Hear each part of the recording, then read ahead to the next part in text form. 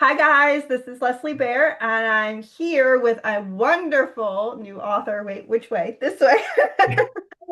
Indie author, Brian Gardner. He wrote this wonderful novel. Let's see if I can get it really close. Oh my gosh, it's blurring it because it doesn't like me. What if I Oh, put, there we go. yeah, there we go. It's a wonderful cover, so I didn't really want to blur that out. Yeah, so tell me a little bit about the book. And then we can get into the questions if you'd like. Yeah, A little bit about yourself too, if you'd like. yeah, of course. I'm Brian. I live in Florida. I'm married. I have a young daughter. Love fantasy adventure, and that's what I call this genre. Not that I made that up, but it's fantasy, but really adventure is the key here. About a young man who lives in a remote island, always wanted to go see the world, get out. When he finally does, he starts to meet some folks as he goes to these different towns and villages. They form a bit of a bond, and they decide they're going to look for this long lost treasure, Olligan's Four Runes. And they're just thinking fame and fortune and good times. But we have a bad guy who's looking as well, of course, and he has far more sinister reasons. But throughout the book, they explore ancient ruins, solve riddles, dungeon crawl, narrowly escape death, cross oceans, deserts, mountains, as you know, of course. Yeah, And we I have a read bit of a it. show, and we have a bit of a showdown at the end where we transition from simple treasure hunt and now we have to save the world.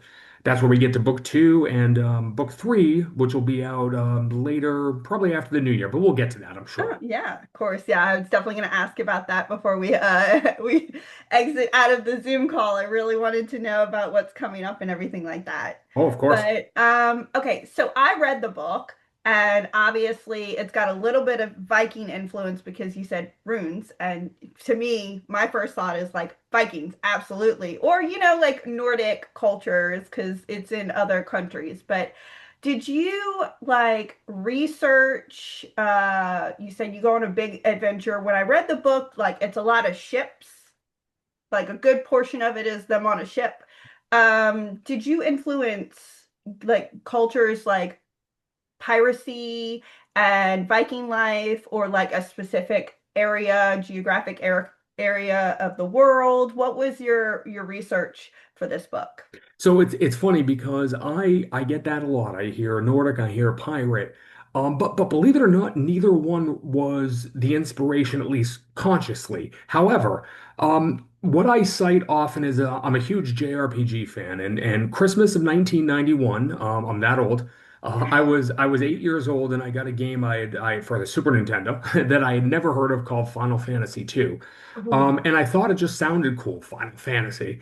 So I fired it up, and I mean, since then I've loved adventures, I've loved that world, and specifically that idea of like a medieval type setting, but somehow also set in the future where, there's magic, there's airships, where you can do a lot of sea travel very easily and, jump, you're on one major continent, but really you're only a short boat ride from another major continent, which is Yeah. just a short boat ride the world is very compact, as you saw, of course. So a lot of what comes from that JRPG world is probably inspired by mythology. And if we ever wanted to deep dive it, I'm sure we could connect it to some Viking and pirate lore. But ultimately, that's where it comes from is that sort of medieval setting, but with magic and, airships and monsters, but still with those old weapons like swords and bows and arrows. Very cool. Like it's super adventure packed. Like one every chapter is just like something else happening, and I was really like, what's going on now? You Oh, know that's what I awesome. mean? I Thank you. didn't know how to respond to that. That was just like, oh my gosh. So you said that that's the Final Fantasy was kind of the jumping point to where you wanted. Is that where the idea of writing the story came in, or did you have like a specific moment in time? Like what inspired you to write this book? Specific moment in time, I was browsing some social media someday. I don't remember which one, but I saw an old high school buddy who goes by the pen name Karsten Knight had a trilogy published, and I'm a huge believer in supporting your friends, even if it's someone you hadn't talked to in a while. He was a dear Mhm. old friend, so I hit him up and said, "Oh, that's amazing! Congratulations! I bought all three books that day." And I got like 50 pages into book one and immediately just thought that was the moment where I said, you know what, if he can do this, this guy I went to high school with, if he can do it, I can do it.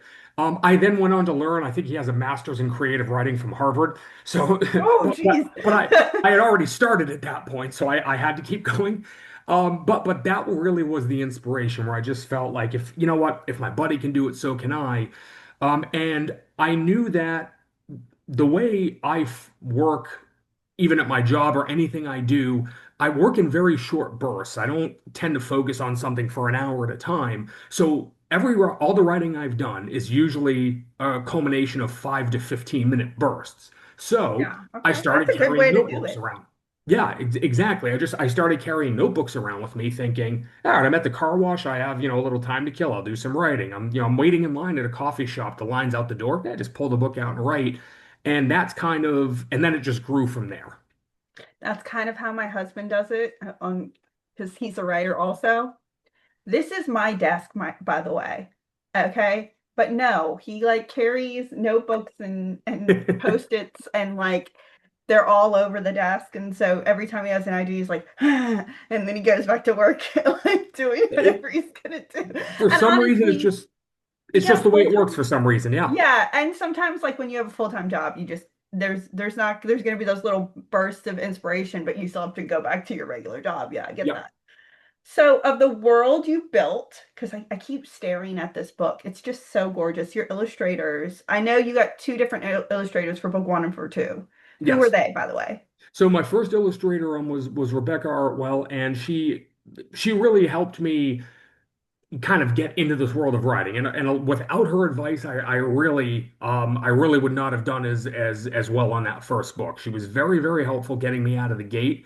And then, she got busy, but I also felt I wanted to move on to someone else solely because I felt that I had gotten from A to B, and then I kind of wanted to go from B to C. And sometimes in life, people can help you through one section, but then you have to move on to somebody else. So nothing bad, no fallout, anything like that.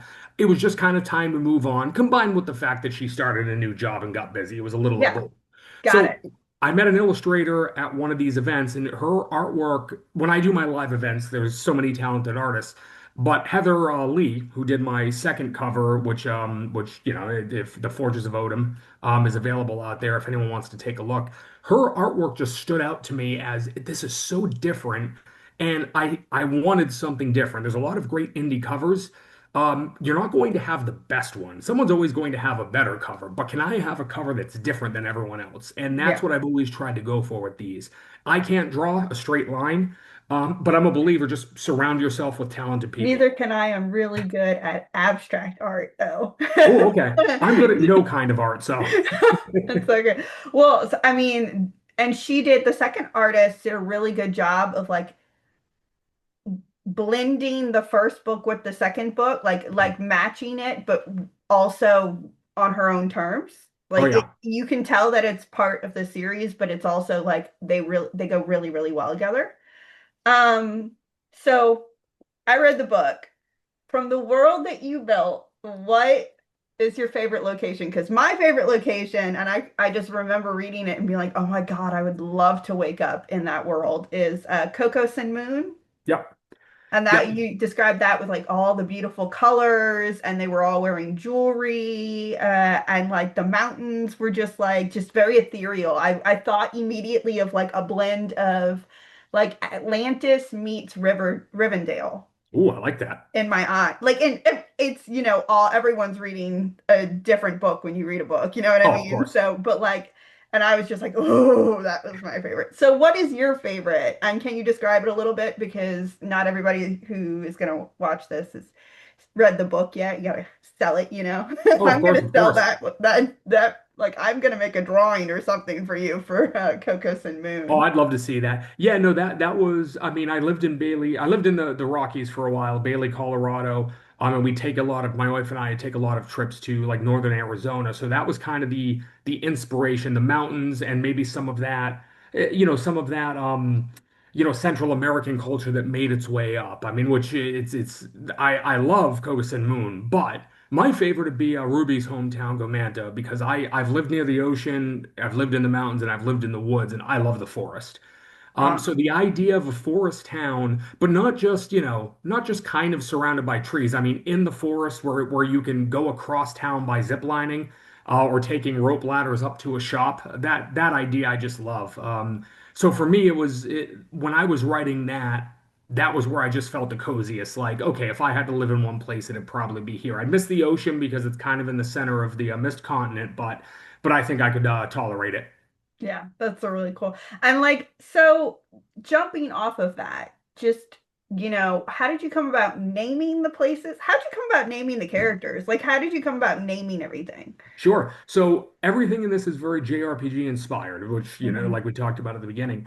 Town names are there's if you are a hardcore RPG player for throughout the 90s and over the last 30 years, everything you'll find a lot of anagrams. Let me just say it that way. So if you're familiar with a lot of the more famous towns and cities from some of the best games, I inspiration came from that. And while I was trying to think, I'm like, you know what? Go with anagrams, hide some in there.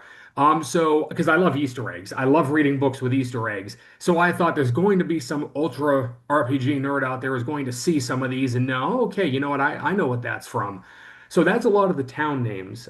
Even some of the character names were inspired. Our four main characters and all Ruby, Bright, and Steiner. All four of those names, if you, I won't spoil it for anyone, but if you, I'll tell you off camera. But everyone else, if you wanna, there is a connection in the JRPG world with those four names, and if you can figure that out, shoot me an email. It's in the back of the book. Search for the runes at gmail.com and let me know if you did. But I'll tell you when we go off air. And as far as the inspiration for the characters themselves, um, it really kind of depended. Null, I wanted to just be an everyman, but very likable. I'm very big on. I don't like ambiguity in characters. There's nothing wrong with it. It's just not what I dig. I Hmm. like black hat, white hat. So I Yeah. wanted Null to be instantly likable. Tengar was based off my wife, which that I had to be the most careful and make sure that character was wonderful, of course, She's which was reading easy to it. She's do. your proofreader. Well, exactly. A very good one too, which is great. Bright and Steiner are actually based off my best friend and I. I mean we've been friends since we were 13. And it's the way those two interact is how him and I interact, probably just with the volume turned up a bit. Ruby, I just no real inspiration. I just kind of had a vision for that. And then Gemlem, who, I know we wanted to talk about characters, and beforehand we said, hey, we're going to talk about a favorite character. For me, it was actually Gemlem because what I loved about her, and I don't want to spoil too much here, but originally Gemlem was going to be not a throwaway character, but she had a purpose. They get to this town, she's there, she grants them access to something, to a place they need to go, and then she kind of moves on. And as I was writing, it was the only character I ever wrote that just made me laugh. Just every time she did something, I just started laughing. I'm like, she's a riot. She can't go away. Yeah. So originally, she probably was going to be on about 5 total pages of book, and now she has a very big part coming up in the next two. Okay, very cool. Well, you already answered my next question about the favorite characters. And so any updates, any news, new books coming out? You said the third book's coming out in January, It should probably? be probably around February. I did Okay. the first one was February 24, the second one was February of 25, so I figured let's just make it Yeah, February yeah, yeah. Just 26. keep a steady 1 year pace.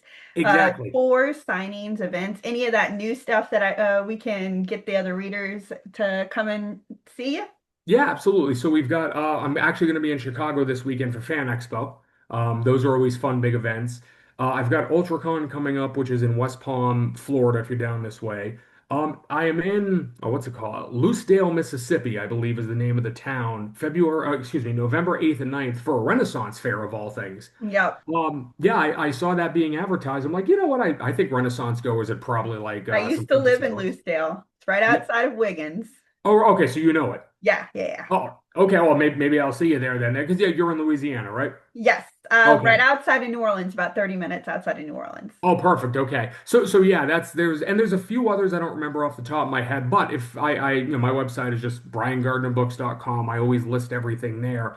But I try to stay out and do a lot of those. That's number one. It's a good way to sell books, but I love meeting people. I was at GalaxyCon New Orleans. I met so many great people, and then you come up and you're like, oh, I like to do author interviews. Well, how perfect is that? Yeah. And I genuinely enjoy. I'm meeting people who read. I say this in the acknowledgments for both books where I say, I'll never take for granted people who take time to read. And I genuinely mean that. I put an email in the back there because I wanted anyone, if you had a question, reach out, say hi, whatever it is. So I love meeting people. I love meeting other readers. I love meeting other authors. I've read half a dozen great indie books this year just because I met people and we said, hey, let's do a book exchange. And it's I've been reading a lot more since doing it. So I'll have everything listed on the website for sure. Okay, perfect. Awesome. Well, it was great talking to you. Thank you. I am Pleasure. so excited. Thank you, by the way, for we talked offline earlier about you sending my son the second book. Yep. I told him about it. He's super excited.